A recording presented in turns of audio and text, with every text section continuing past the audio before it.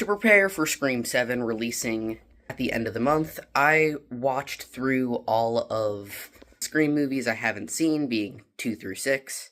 And I gotta say, I'm a fan, but that's not what we're here to discuss. Today, I'm going to be looking at the trailers, confirmed cast, and anything else I can grab to try to predict what happens in this movie. First, let's start by looking at all of the relevant dialogue in the trailer. So first of all, we have presumably the opening scene of this couple at Stu Macher's house, which has been turned into an Airbnb. Some people are saying that this is actually from like a stab movie because of how kind of over the top this kill is here.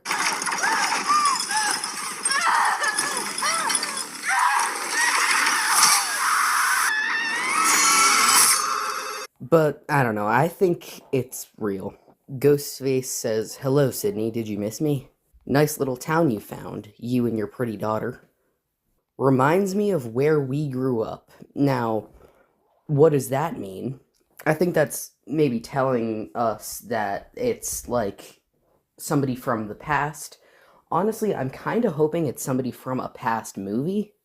I honestly think that would be really interesting, as it's something the franchise hasn't really done outside of, I don't know, I guess Billy's mom in Scream 2, but like, barely. Also, now that I'm saying this, any love that I have for this franchise is immediately dying if they reveal that it's the family of a previous killer again. The worst part of Scream 6 is that reveal. Then Ghostface says, "Oh, I'm not hiding, Sydney. Not this time." I mean, aren't you, though? I do not think, like, really means anything, and it's definitely not, like, telling us that it's gonna reveal who it is early, although that would be insane. I don't know how you would, like, build a movie off of that. The whole point of a Scream movie is that it's, whodunit. But then again, I would really like them to do something new, fresh, and interesting with the formula. I do really like how they changed things up a little bit in Scream 6. He did some different and interesting things in that movie. I like that they gave him a different mask, they let him use a gun for once. But unfortunately, it only really lasted, like, until, like, the third act, until, like, when it just, like, turned into just another Scream movie. Where it didn't really elevate anything with the motive. It didn't really elevate anything with, like, revealing who the killers are. It's like the only thing it really changed there was, oh, now there's 3 killers instead of 2. I will be very happy if they do something that is new, that isn't similar to something we've done before. Because, like, even in, like, Scream 5, yeah, it's a different motive, but it is a little similar. It's kind of like a combination of, like, maybe, like, Mickey in Scream 2, the girl in Scream 4. Although it's different enough that you don't say it's just the same thing as previous movie, like you do with Scream 6. Now, if we can learn something from the plot here, it's A, he was in the attic, and B, he knows there's a crawl space behind this wall, telling us maybe this person lived in this house previously, or maybe it's like a friend of Tatum's who's like been over the house. Or maybe it's just a different kind of ghost face where they've really just like been like stalking and hiding and doing some really creepy stuff that could be genuinely unnerving. We have somebody, we don't know who, saying to presumably Sydney, "All your friends died," and it really did sound like Matthew Lillard, and we know he's in the movie. I think I'll talk about that a little later.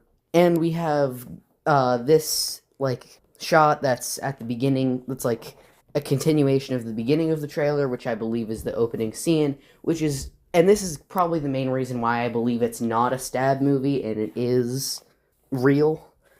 He burns the house down and he says, "Well, I'm gonna burn it all down." I'm gonna burn it all down. You know what? I can even tell you exactly what's gonna happen. Not like the whole movie, but right here, in the opening scene at least, he's gonna, go in, kill those 2 people. We're gonna see him pour the gasoline and light the house. He's gonna say, "I'm gonna burn it all down." I don't know, maybe he'll say that later in the movie. And I'm telling you right now, he's walking. When he walks by the camera, it's gonna be the Scream 7 title card. And also at the end here, it says, well, not it says, someone says, this is gonna be fun. And again, it sounds like Matthew Lillard. In the Super Bowl trailer that, yes, has already released online at the time of me recording this, which is Friday, 2 days before the game, we don't really get a ton from Ghostface himself that isn't just generic bad guy lines like, I'm gonna kill everybody that you love and make you watch. What I'm actually interested in here is this, which could either be a clever misdirect, or it's just directly giving away something important. Somebody presumably on the news says, this killer has been planning his attack for years. And we see this wall with all kinds of, like, creepy drawings on it. Oh, actually, I think the person saying that was Gail. Before we look at the cast of the movie and try to narrow down suspects, I want to say there was a rumor a few months ago. The killer in this movie will be using AI or deepfake technology, which I'm honestly now thinking could be the commentary of the movie. About, like, AI and stuff. Like how the first movie's about horror movies, the second's about sequels, the third one's about trilogies, the fourth is about reboots, the fifth you could say is about requels, like legacy sequels, or toxic fandom. It's really both. The sixth movie that's another one of my gripes with it. It's not really saying anything. I guess if you really want to, like, dissect it, you could say it's about, like, the media and, like, the internet. How they kind of blamed Sam for what happened in Scream 5, I guess. Start off with the easy ones. It's not Sydney, it's not Gail, it's not Tatum. It's probably not Chad or Mindy. And although it would be mind-blowing, it's not Dewey. TikTok is already convinced it's Anna Camp, playing Sydney's neighbor. I mean, I guess. I suppose if it was her neighbor, you could say it explains, like, it reminds me of Where We Grew Up line in the trailer. Like if it was another kid in the neighborhood.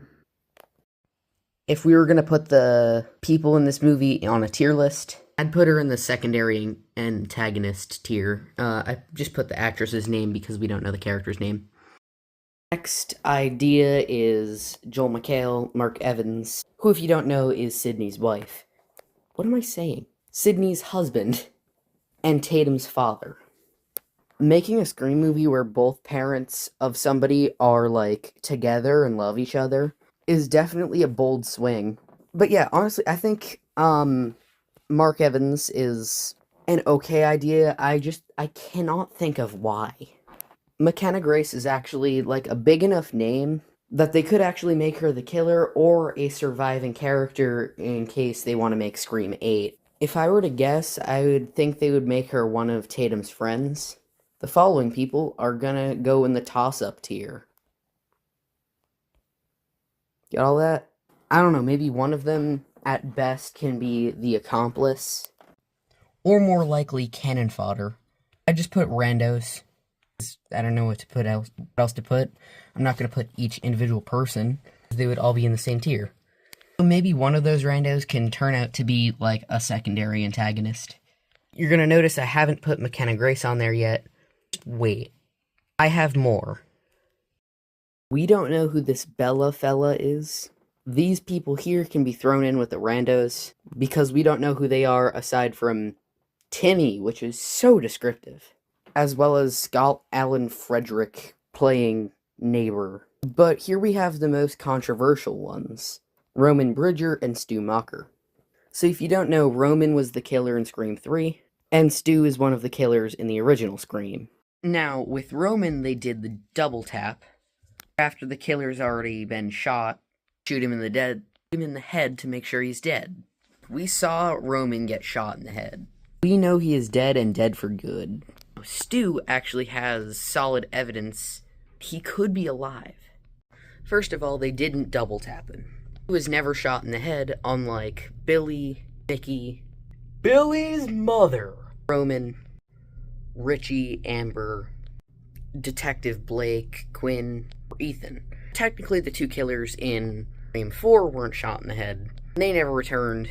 They were both stabbed and shot in the heart, respectively, so close enough. Now, Stu did lose a lot of blood. He got a TV dropped on his face, which, like, that really kill someone? Just a reminder, Chad got stabbed in Scream 5 like 20 times. He was fine. In Scream 6, he got stabbed like 40 times and he was fine. Scream 5 on a screen, we see some people theorizing that Stu is alive. And in Scream 6, on like Kirby's bulletin board, it says Stu died in 1996. When they're in the Ghostface shrine, she says, "The TV that killed Stu Macher." Mindy says, "If you believe he's dead." Stu coming back to life isn't a new concept. It's quite a well-known fact that the original version of Scream 3 was going to have it be revealed that Stu was alive, and he orchestrated everything that happened. That was an idea that was going to happen before Kevin Williamson left the project. He was the writer. Now, who's directing this movie? Kevin Williamson. I think there is a solid chance Stu is alive. It would also fit the line about him being different this time, which they said last time and he was anything but.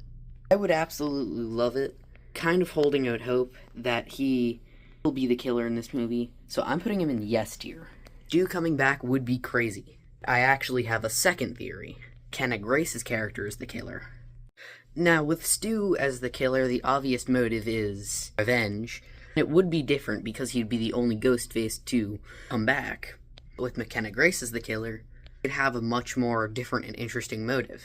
So earlier I had to scrap some of this video because I were in the toss-up tier. Then as I thought of it, the gears started to turn, and I decided he's a good candidate. First, I was just thinking that she'd be like somebody from Tatum's school that's jealous of Tatum because her mom is famous, so she's popular, and that drives her to murder. That's so dumb. And then it hit me. If Stu is dead, I already know Roman's dead. I already know Dewey is dead. That could be where the rumor about AI and deepfake technology comes in. Remember, there was also a leak a couple months ago. Got a lot of things right about the trailer. That leak said Ghostface would go on a video call with Sydney.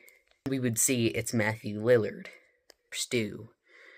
Kenna Grace is younger than the other two suspects we have over here. And is more likely to know how to, use and operate this technology. Lines about this Ghostface being different would be her just trying to convince Sydney that she is Stu or Roman back from the dead. Honestly don't know how Dewey would fit in there. And as her accomplice, we would have Anna Camp. Well, her character, obviously. Maybe just one of those randos. Because that would explain, A, who the second killer is, because there usually is one. B, how they know the house so well. Commentary of this movie could be AI, but it also could be kind of returning to the old ones. In the newer ones, it's more about the fans. Like when it was simple, being horror movies, sequels, trilogies, and reboots. The first 4 movies. Just be about, franchises. It could be about franchises jumping the shark or nuking the fridge. They would make you think that Ghostface is supernatural or something. Maybe it's just a little too ridiculous that these people are alive when we watch them die. And then it's revealed that it really is grounded and it really was just a person using technology. In summary, I would love it for it to be Stu. I think there's a chance, but I think McKenna Grace is our Ghostface of this movie. And I'll keep this part brief. The motive ties into the line in the trailer of "I'm going to burn it all down." It could be that she wants to end all of this and kill anybody who was ever involved, including Sydney, her daughter, her husband, as well as Chad, Mindy, and Gail. Also have another theme of this movie be about, true crime, how people kind of idolize serial killers. Think like Monster or Dahmer, the Netflix shows about Ed Gein and Jeffrey Dahmer. Or those millions of Netflix documentaries that are all pretty much the same thing that my mom loves. Yeah, these are my predictions for Scream 7. I think my theories are pretty sound. I hope it didn't just spoil it for the both of us. In a sense that I'm kind of hoping I'm wrong. Although I really want to be right about Stu. Please bring Stu back. Let me know your guys' theories. And, I'll be right back.